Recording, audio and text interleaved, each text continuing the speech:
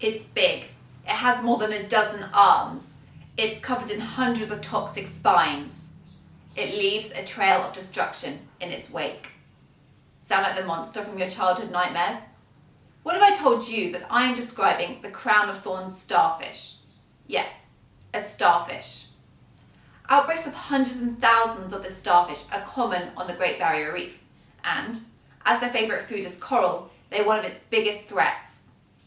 Up to 42% of all coral loss is caused by this one species. But we rarely hear about this threat in the media. All we seem to hear is, climate change is threatening the Great Barrier Reef. Well, this is true too. We are already seeing the effects of climate change with 3 devastating mass coral bleaching events in the past 6 years. Climate change and crown-of-thorns starfish outbreaks work together to make recovery from disturbance harder for corals on the reef. But a big question is, how will climate change directly impact the crown-of-thorns starfish? Could climate change be the monster under their bed? This is an important question to answer in order to better predict just how harmful this starfish will be to the reef in the future. In the lab, I've been subjecting crown-of-thorns starfish to predicted near-future temperatures, and I have found that these temperatures result in slow metabolism, reduced movement, and increased mortality. A slower metabolism in a warmer ocean would mean that there is less energy available for maintaining normal bodily functions and behaviours, such as moving along the reef to find food and avoiding predators. Death is the ultimate price they pay.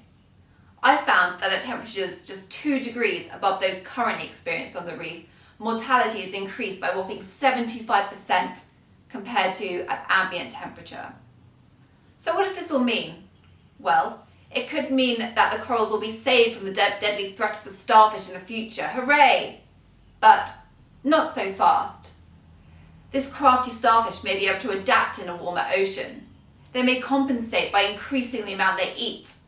They may even prefer to eat bleached coral, meaning that they will thrive during mass coral bleaching events, reducing the chance that these corals will be able to recover. They may also shift their distributions, starting to menace cooler, more southerly reefs to a greater extent. So the question remains, is climate change the monster that makes all other monsters cower under the covers? Or will climate change and crown-of-thorns starfish join forces and wreak unprecedented havoc on the Great Barrier Reef? Only time and my research will tell.